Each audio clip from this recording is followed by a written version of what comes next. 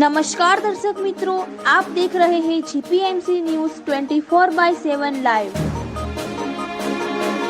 ભારતીય કિસાન સંઘ સાબરકાંઠા જિલ્લા દ્વારા બાજરી, જુવાર અને મકાઈ ઓનલાઈન નોંધણીમાં થતી મુશ્કેલી અંગે કલેક્ટરશ્રીને આપેલું આવેદનપત્ર।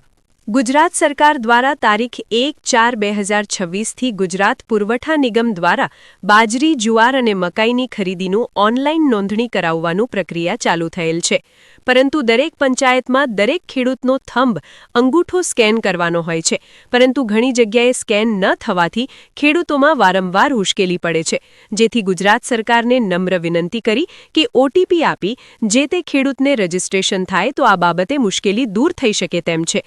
જે અંગે આજે નિવાસી નાયબ કલેક્ટર શ્રી કૃષ્ણાબેન વાઘેલાને સાબરકાંઠા જિલ્લા જલ આયામ પ્રમુખ શ્રી દિનેશ પટેલ સાથે પ્રતિનિધિ મંડળે આવેદનપત્રે આપી તાત્કાલિક ઓટીપી સિસ્ટમ ચાલુ કરાવવા માનનીય મુખ્યમંત્રી શ્રીને રજૂઆત કરવા જણાવેલ છે।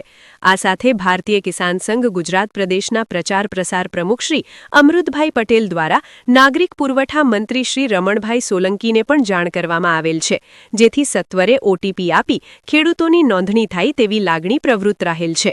જય બલરામ, વંદે માતરમ, ભારત માતા કી જય। રિપોર્ટર દિનેશભાઈ પી પટેલ, 4 તાલુકા મંત્રી શ્રી, જીપીએમસી ન્યૂઝ 24/7 લાઈવ।